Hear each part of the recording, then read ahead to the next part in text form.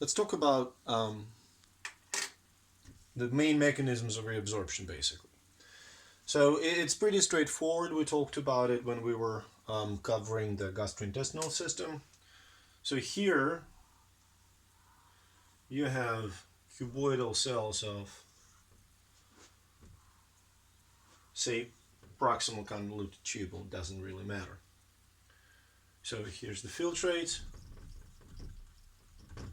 Here's blood. Mechanism is pretty simple. So you have sodium-potassium pump at the basal side of the epithelium. This is apical side. So sodium-potassium pump pumps the sodium out. So the concentration of sodium in the cell is maintained low. It's lower than on the filtrate side, so you have sodium channel that facilitates the diffusion. So we can say that this is here active transport, and this is here is diffusion.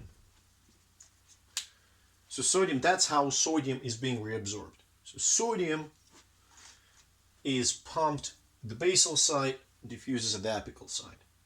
Remember what follows sodium? You're absolutely right. Water.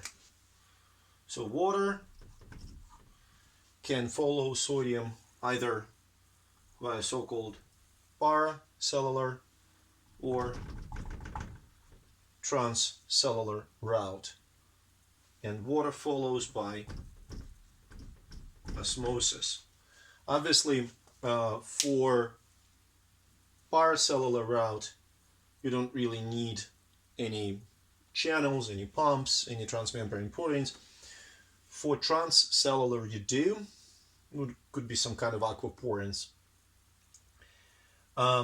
Since water leaves the filtrate, the concentration of filtrate increases, like concentration of everything. For instance, inevitably, concentration of, say, potassium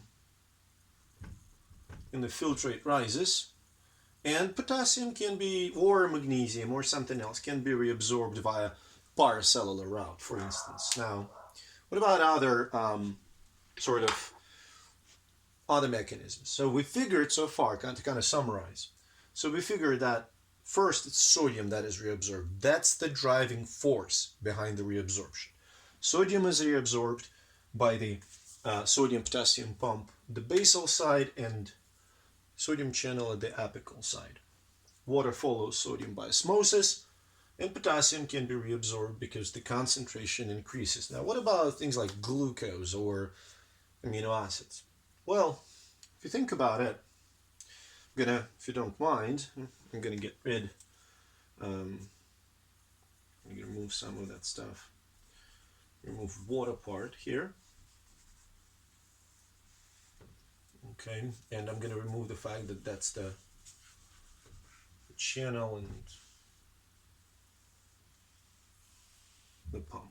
Okay, good. Now, here's the story. When this happens, when this sodium reabsorption happens,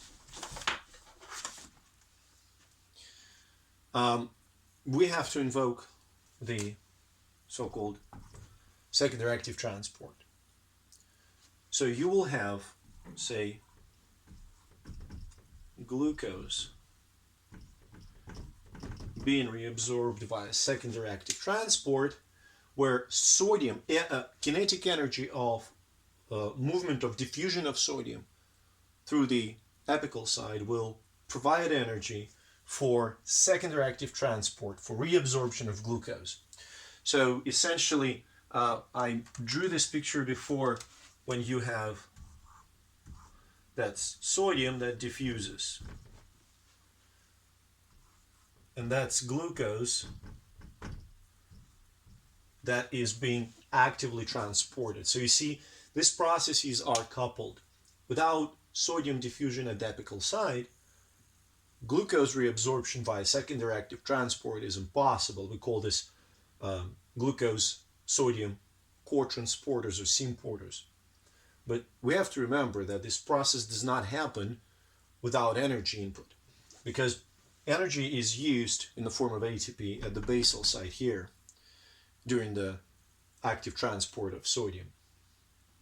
Now, one kind of important concept to remember is so-called transport maximum.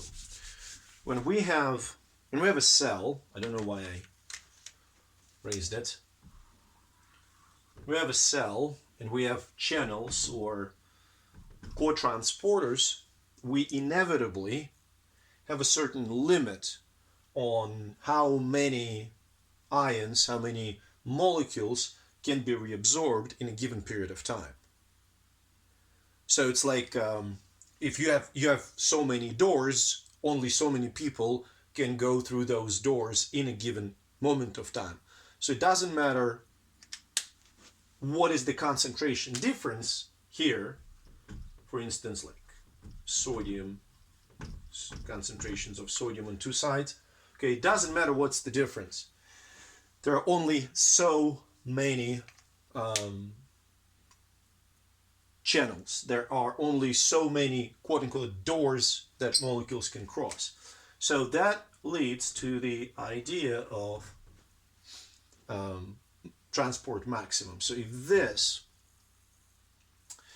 is the concentration of whatever compound, say glucose in the filtrate, and this is the concentration of that compound in the blood, so reabsorption will go like this. So the higher the concentration of glucose in the filtrate, the more glucose will be reabsorbed. So basically at this point, all glucose that is in the filtrate is reabsorbed back in the blood. When the concentration in the filtrate becomes so high that basically all co-transporters for glucose, all pumps are constantly engaged in reabsorbing glucose, glucose reabsorption reaches the transport maximum. You cannot reabsorb any more. Now, that line shows you the level of glucose in the blood. But if you will draw another line, like what if the concentration of glucose in the filtrate is just keeps going high, you start excreting it. Okay, so this is the amount of glucose, that difference right here is the amount of glucose that is actually excreted in the filtrate. Kind of a spillover. This is something that cannot be reabsorbed because of the transport maximum and will be excreted. Why it's important? In people with diabetes, initially glucose gets in the filtrate. Then it gets reabsorbed. But it cannot be fully reabsorbed because, there's maximum, transport maximum, and there's so much glucose in the filtrate that all that excess will stay in the filtrate, will stay in the urine, and that's, why diabetics have basically, if they have uncontrolled blood glucose, they will have sweet tasting urine.